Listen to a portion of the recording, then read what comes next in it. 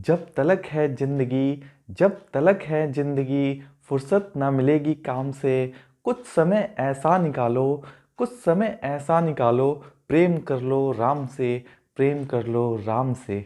नमस्कार दोस्तों, मेरा नाम है अखिलेश मदेशिया और आपका आप ही के यूट्यूब चैनल पर बहुत बहुत स्वागत है।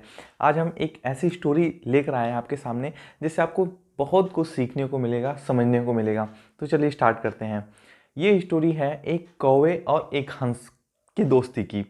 कहा जाता है ना कि कभी भी असंगत लोगों के साथ दोस्ती नहीं करनी चाहिए, अपना आचार व्यवहार नहीं करना चाहिए। बट दुर्भाग्य ये था हंस का कि वो की दोस्ती जो है कौवे से हो गई। फिलहाल कौवा जो है साते दिमाग का होता है, मांस और ये सब चीज़ें खाता है। बट जो हंस होता है वो सरल स्वभाव का होता है, दयालु स्वभाव होता है उसका। और मांस इन सब चीज़ों पे वो नहीं खाता। लेकिन क्या होता है कि और मोती चूकता है। और हंस के सामने कभी भी आप पानी और दूध मिला के रख दीजिए, कहा जाता है कि वो दूध पी लेगा और पानी को अलग कर देगा। तो ऐसा स्वभाव होता है। लेकिन ये दुर्भाग्य था कि हंस और कौवे में दोस्ती हो गई। अब हुआ ये कि कौवा हंस को लेके अपने प्रदेश में गया, अपने देश में गया।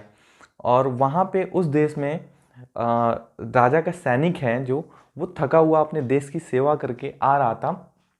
उसने सोचा कि चलो यहाँ पे विश्राम कर लेते हैं, कुछ समय पेड़ के नीचे आराम कर लेते हैं। तो वो पेड़ के नीचे सो गया। सोने के बाद कहीं से धूप जो है ढल रही थी, तो उसके चेहरे पे पड़ रहा था। जिसका स्वभाव था, हंस का स्वभाव दयालु होता है। तो वो दया के कारण उसने क्या कहा, देखा कि यार इतना थका हुआ है, ये परेशान है सैनिक, तो क्यों ना इसको धूप से बचाया जाए। तो उसने क्या किया, अपने पंख फैला लिए और जिससे धूप उसके चेहरे पे नहीं पड़ी और वो आराम से सो गया। 2-3 घंटे नींद ले रहा था उस समय। तब तक दुर्बुद्धि उसकी होती है, कौवे की, सातिर होता है, मतलब कि कुंठा बड़ी भरी रहती है अंदर ही उसके। तो अपने स्वभाव के अनुरूप उसने क्या किया, एक डाल पे बैठा सीधे उसके चेहरे के ऊपर सैनिक के, और वहीं से बीट की उसने। बीट करने के बाद सैनिक का जो है माथा ठनका और नींद खुली उसकी। अब देख कौवे ने देखा यार यहाँ पे रहना तो ठीक नहीं है, क्योंकि यहाँ पे रहेंगे तो मौत, हाँ, जान से हाथ धोना पड़ेगा, इसलिए यहाँ से फुर्र हो जाओ। वो उड़ के चला गया। अब जब क्रोध क्रोध हुआ उसको, सैनिक को, तो उसने ऊपर देखा तो डाल पे बैठा हुआ वो हंसी दिख गया उसको। और वो ऐसे पंख फैलाया पड़ा था।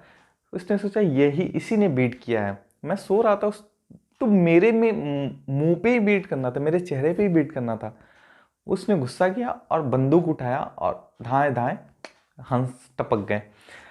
हंस जैसे नीचे गिरा जमीन पे, उसने एक बात कही, संगत कीजिए साधु की, संगत कीजिए साधु की, क्रोध विकट होए जात, क्रोध विकट होए जात।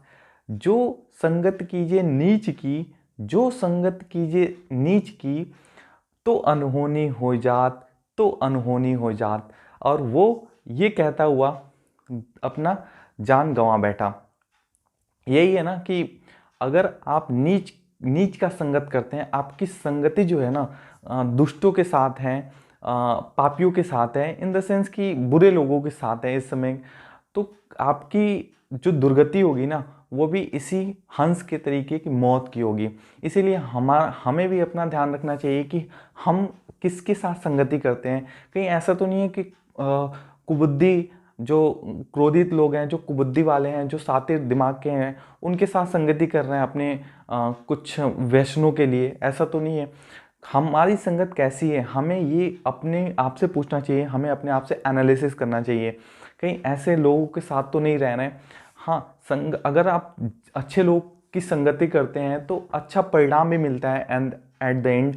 और अगर बुरे लोगों का संगत करते हैं तो कहीं ना कहीं आपको आपको मुसीबत में, आपको कहीं ऐसी विकट परिस्थितियों में डाल के चले जाएंगे जिससे आपको पछतावा ही होगा और कुछ नहीं होगा।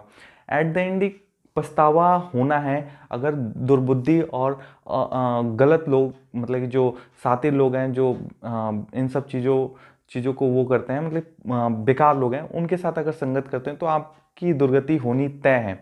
तो इसलिए बहुत ध्यान से अपने दोस्तों को चुनिए, अपने आसपास के लोगों को चुनिए जिनके साथ आप रहते हैं, जिनके साथ आप समय व्यतीत करते हैं। तो इसी के साथ अगर आपको ये स्टोरी ज़रा भी फायदेमंद हुई हो तो इस वीडियो को लाइक कीजिए और इस चैनल को सब्सक्राइब कीजिए। ऐसे ही हम बहुत सारे जीवन के जो पहलू हैं, जो आपको छूते हैं, जो आपको सिखाते हैं जीवन को आगे बढ़ाने के लिए, वो हम लाते रहेंगे। और इसी के साथ इस वीडियो को शेयर कीजिए अपने फ्रेंड और फैमिली के साथ। Thank you so much.